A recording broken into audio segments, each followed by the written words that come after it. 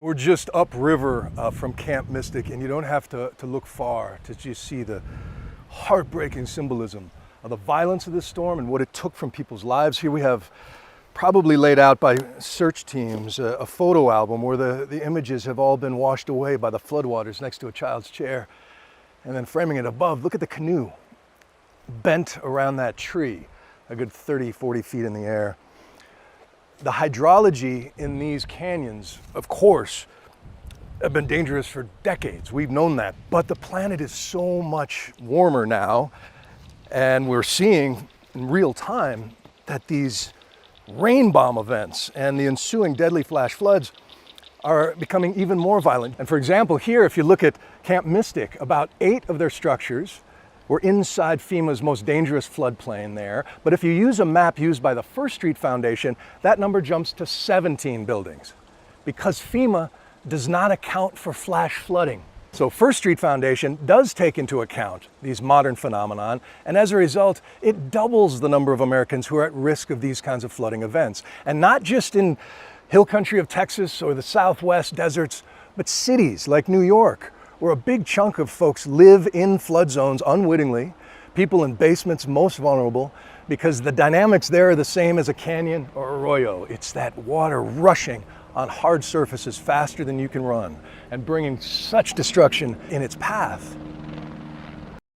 Catastrophic flooding in Rio Doce, moving cars and homes, leaving behind used boots and memories and picture frames. Got so full in the river that it started traveling backwards. Arturo Olivas and his family capturing these videos showing debris floating down the river, watching from afar and eventually deciding to leave their home for higher ground. So it was just like a whirlpool. Still trying to survey the damage 2 days later. We're kind of staying here and there, and it's been chaotic. And Arturo's daughter's house just next door. This is their house, and that's the light pole for this house. The family bringing boxes, hoping to salvage anything they can. And even after their personal devastation, the lives of those killed in the floods, including the small children, weighing heavy here. I could only imagine the last seconds of their life, how scared they were not to have their parents. In Rio Doce, Aaliyah Chavez, KOAT Action 7 News.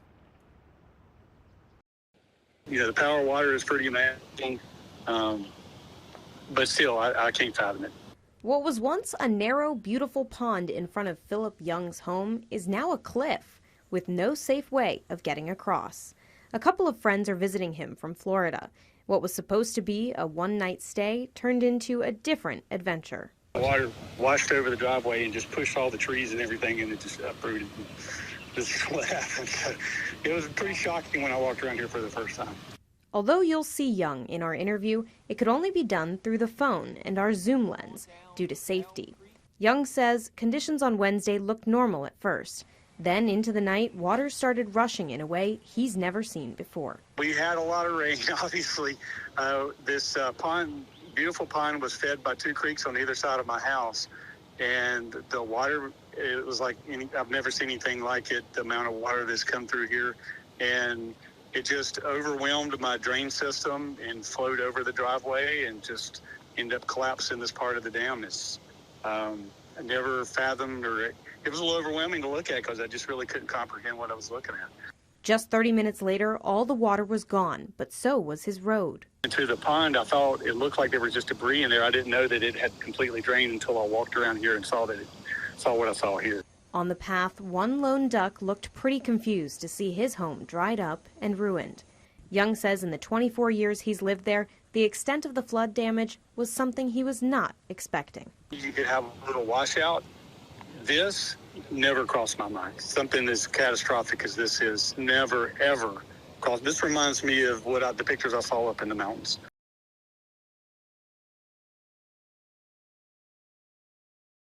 Hazy skies have swallowed skylines. As Canadian wildfire smoke blankets the state, the air quality has dropped into the unhealthy range in the metro until Monday. There will be patients coming to the ER. There will be patients coming to urgent cares because of the weather and the air quality. Dr. Andrew Steen is especially concerned about the most vulnerable. People with asthma or COPD who happen to need to go outside or choose to go outside, it's going to be a very bad weekend. Young athletes are also most at risk, and parents need to look out for specific symptoms. You notice that your kid is slower than normal or seems to be coughing more than normal. That might be their signs that they're having a problem. For many Minnesotans, the impact already being felt. Inhaler, oh. Dr. Chang Lo says pharmacies see a spike every time the air quality tanks. More people coming in for inhalers, probably eye drops, dry eyes. I've been seeing a lot of dry eyes in the last few days. Utilizing over-the-counter medication. Loratadine or Claritin, these are kind of my top go-tos. And knowing when to take it easy is your best bet. An ounce of prevention is worth a pound of cure. And so the best thing to do for susceptible people this weekend is to avoid the outdoors. Heavy rain Sunday pummeling parts of central Texas, already reeling from last week's catastrophic flooding. Officials concerned about the Guadalupe River swelling once again. People near Hunt received emergency alerts Sunday, warning them of a high probability of the Guadalupe River reaching flood stage and urging people to get away from the river immediately. Ground search operations were temporarily halted with more storms on the way. It has been an active day across Texas and watching again overnight for some storms. Crews have been scouring the flood-ravaged areas for more than a week now. More than 100 people have been killed and scores are still missing. The mayor of Kerrville released a video statement Saturday about the help his town has received from state and federal officials.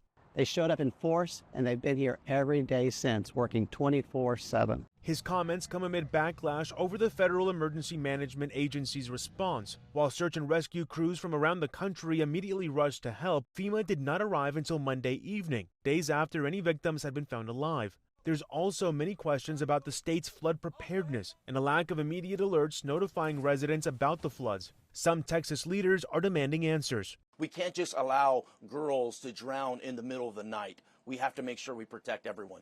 At the local level, Texas state leaders say they will focus on pushing legislation that deals with flooding and resources, including an alert system, during their upcoming special session.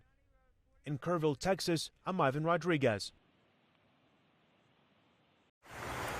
Heavy rain over the weekend complicating search and rescue efforts in central Texas. The search continues. Unfortunately, we lost about a half or three-quarter of a day yesterday to the river going up. But like I said, like y'all said, I've been assured by the governor and the president, we will have the resources to get the job done. More than 2,000 people from multiple agencies are deployed to assist in the recovery efforts, according to the Kerr County Sheriff.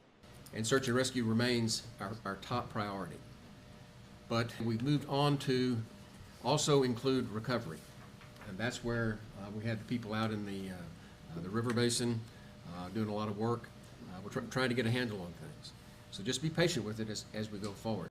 As the community grapples with the July 4th flooding that killed more than 130 people, including 27 campers and counselors at Camp Mystic in Hunt, Texas, messages of appreciation and concerns over rebuilding continue. I would love to have the ability to understand where businesses can look for assistance. Ourselves, we lost several $1 million in this disaster, as well as everybody else. This tragic event has proven the greatness of humanity. Please pray for the families who were affected.